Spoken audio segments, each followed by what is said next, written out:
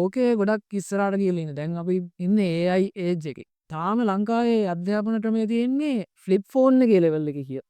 නොකිය ගල් ෆෝන් නෑ ඔයා කියන එක හරි. දැන් තාම ලංකාවේ අධ්‍යාපනය වෙන රටවල්වලට සාපේක්ෂව ඉදිරියට ඇවිල්ලා නෑ. අපි ඉගෙන ගත්ත කාලේ සිලබස් එක ගත්තාම මම 1993 එක වසරේ හැබැයි මම ඉගෙන ගත්ත සිලබස් එක 1999 වෙනකන් ගියා 1986 හෝ 5 ගාව යාඩ් කරපු සිලබස් අප්ඩේට් වෙන්නත් ඕනේ. හැබැයි ඒ සිලබස් අප්ඩේට් වීම ලෝකෙට සාපේක්ෂව ඉදිරියට යන්නත් ඕන. අපි දැන් වර්තමාන ලෝකෙත් එක්කනේ යන්න ඕනේ. ලෝකයේ තාක්ෂණය අප්ඩේට් වෙන එක ගැන කිව්වොත් එහෙම දැන් අපි හිතුවොත් 2000 ඉඳන් 2010 වෙනකන් තාක්ෂණය අප්ඩේට් වෙච්ච වේගයට වඩා 2010 ඉඳන් 2020ට මේක අප්ඩේට් වුණා.